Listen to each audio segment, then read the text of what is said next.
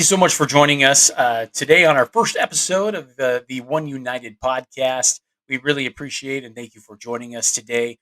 We hope that we can bring you some valuable content in regards to hopefully healing the country.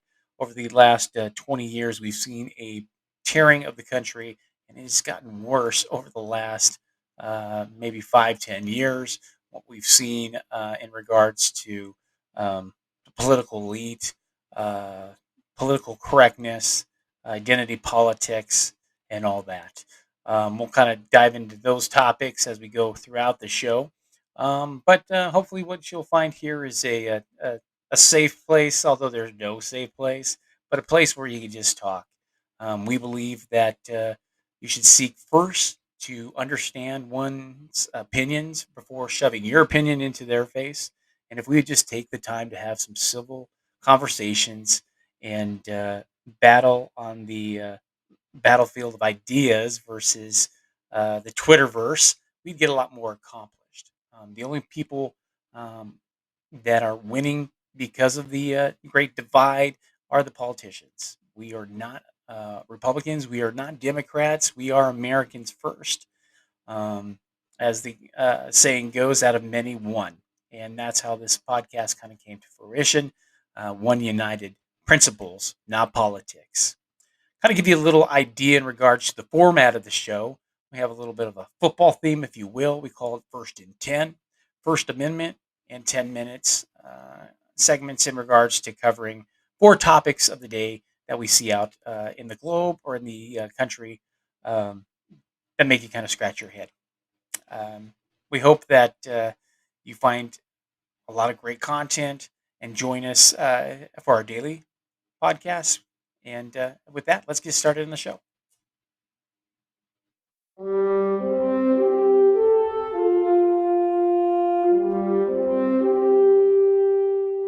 America is a nation that can be defined in a single word. I was going to put him. I was going to put him. Are you running? Are you not running? But Mr. Trump, you're not a nice person. We don't need nice. That's true. But actually, I am. I think I am a nice person. We have losers. We have losers. I would build a great wall, and nobody builds walls better than All right, me. everybody, let's start our First and 10 segment. The first video we have for you this episode is in regards to the teacher shortage. We definitely saw a lot of issues in regards to teaching, the stress that was put onto them at COVID, having to deal with all kinds of things. Whether it be CRT, pronouns, talking about, my gosh, so many things going on in the schools today. A teacher's life just has to suck. And then what there is there's definitely the pay gap. So this video kind of addresses that, and we'll chat after this video here. Check it out.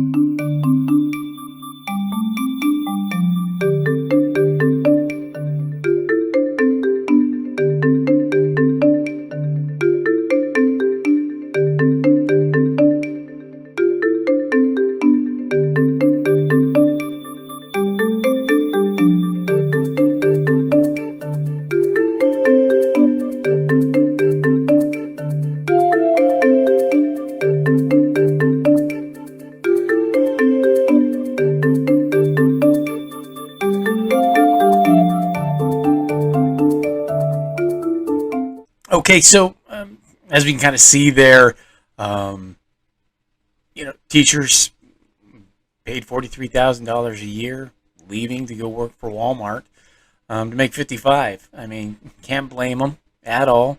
It does say something. That's a pretty big gap. That's $12,000. Plus, he gets bonuses at Walmart. It's a pretty big difference. And the average teacher, I guess they said in the U.S., makes $61,000. It's really tough. I know a couple of folks that grew up in school that wanted to be teachers all their lives, and then once they became a teacher, they teach for a year or two, and then decided it's just not it. we all who haven't had relatives or anybody that's in the teaching profession think that, hey, you get summers off and all these vacations and it's great and easy. But lo and behold, you have to buy a lot of your own stuff. So you don't really make $43,000. You're probably spending $3,000 to $6,000 to $10,000 of your own money. And then I know some teachers that are really, really good at this.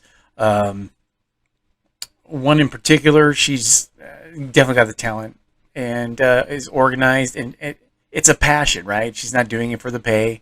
Her husband makes a pretty good salary at his job, but she's doing it, and she's doing a very good job. In regards to my own personal experience, my wife used to be a teacher, and she had a master's degree, and she didn't make a lot. Now, she made an okay salary in California, and then when we moved over to Arizona, that got cut probably maybe $12,000 to $15,000. It was a big cut. It may have been a little bit more. So any which way, can't blame them.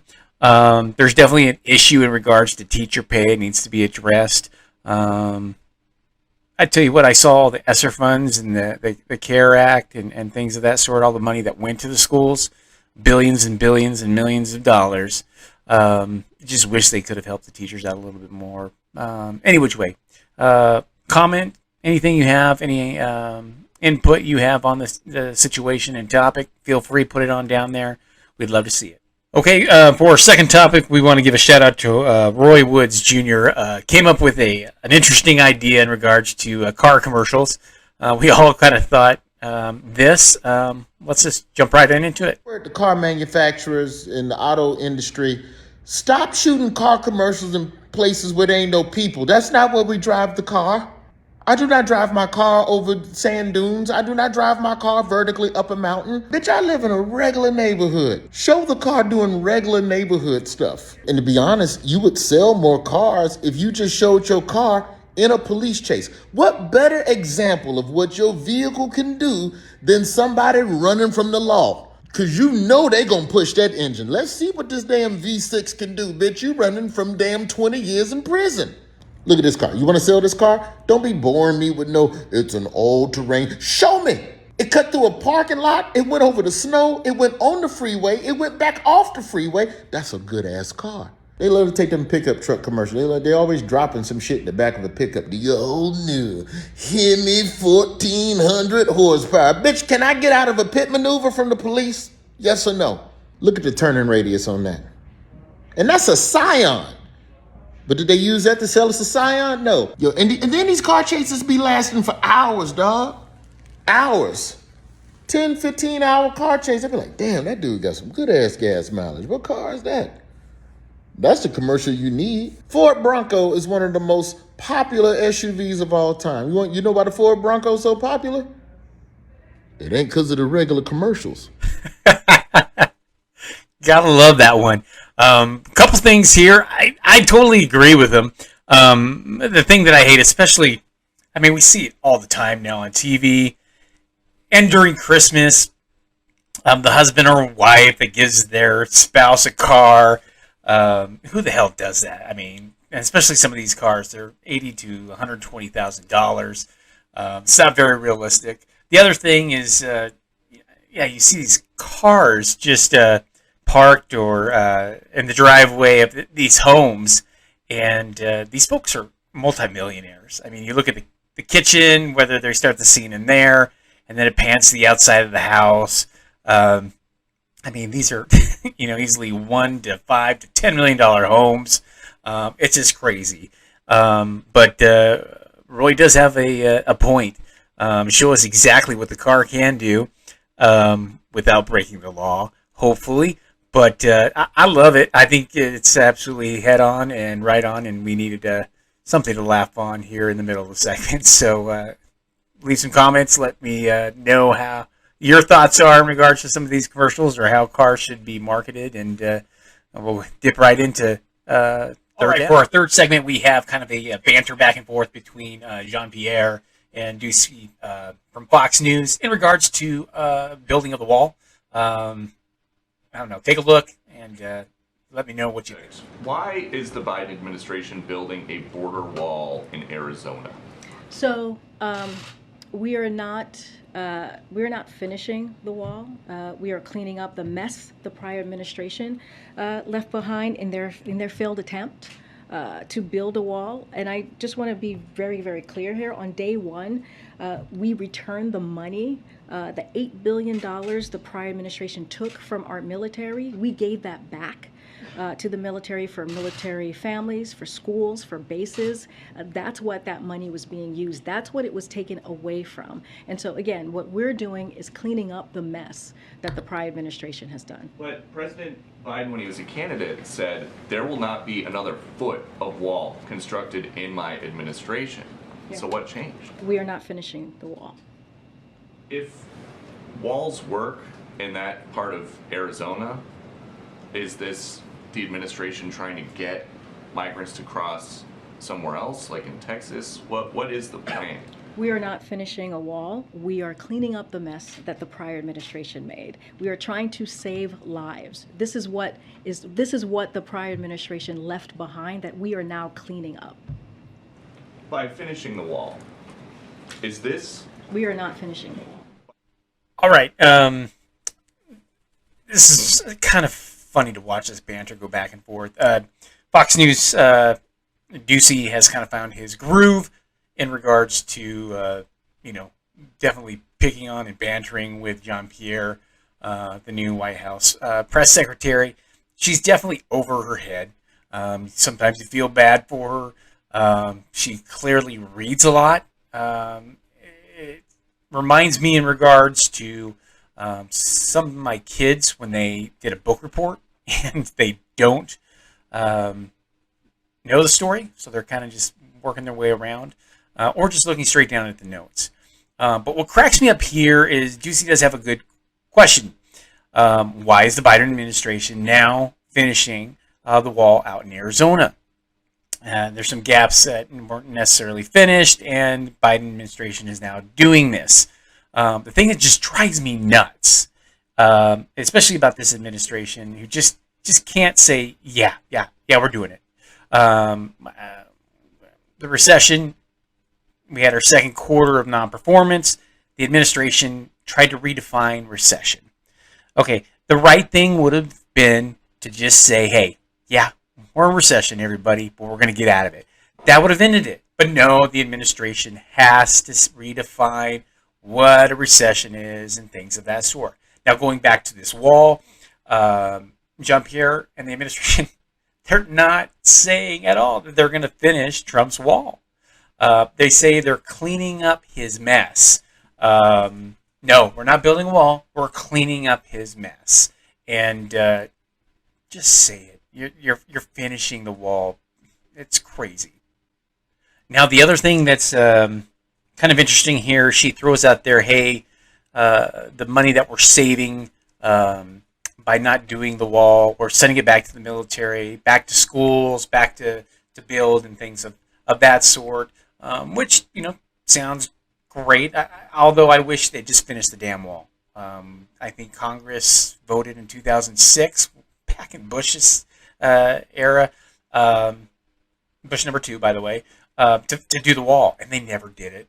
It's frustrating. It has always been a political jousting, if you will. Both parties like to talk about it. We'll get into immigration someday, but any which way. So she's talking about returning these funds back to the schools and things of that sort.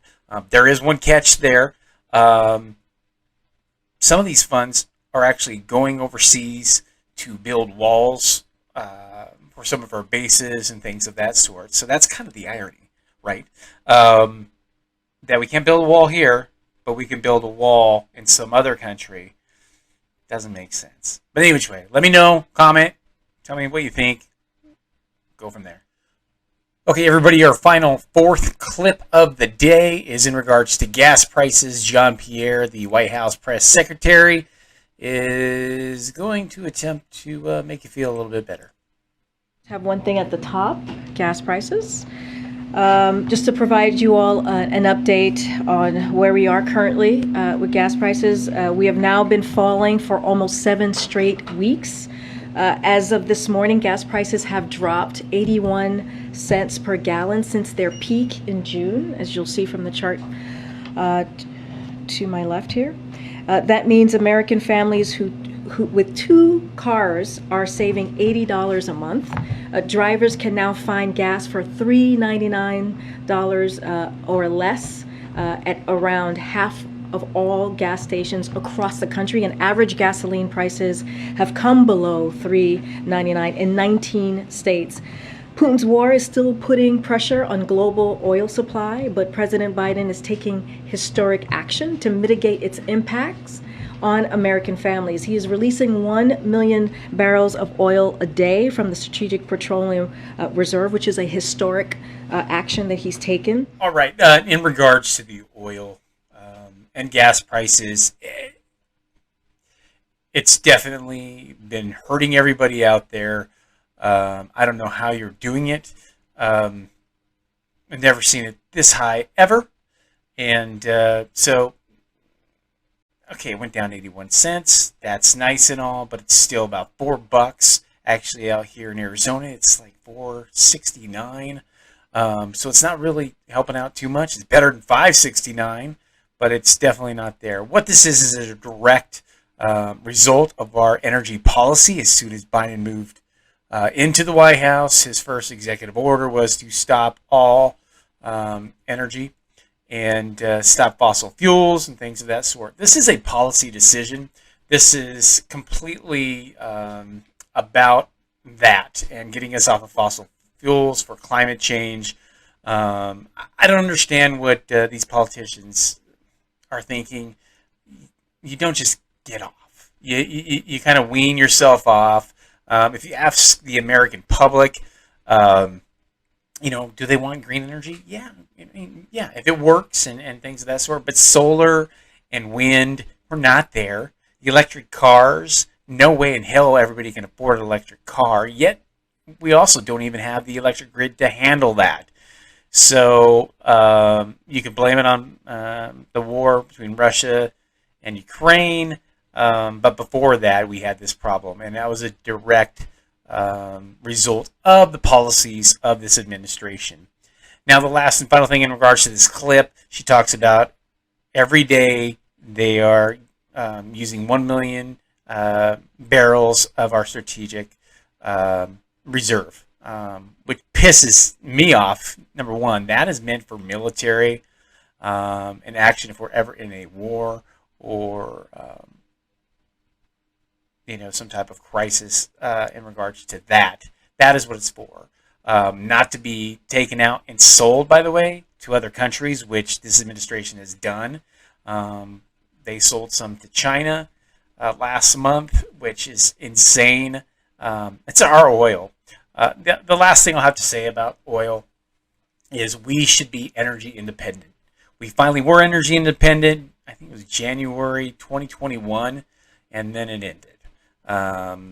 It was nice. It was great. It's what we should be. It protects our sovereignty.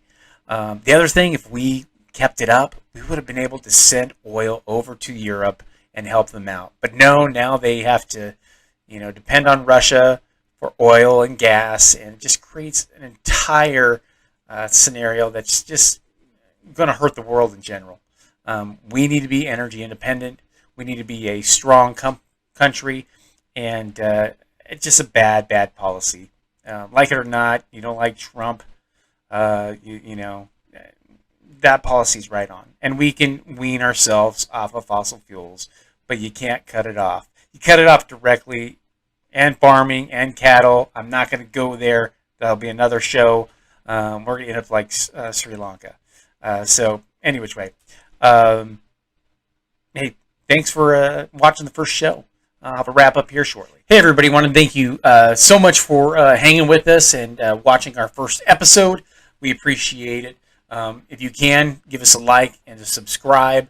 And we thank you for putting up with the chunkiness of the show tonight on our first episode. But in this wrap up, I just wanted to kind of give you another feel in regards to what we are going to try to accomplish out here.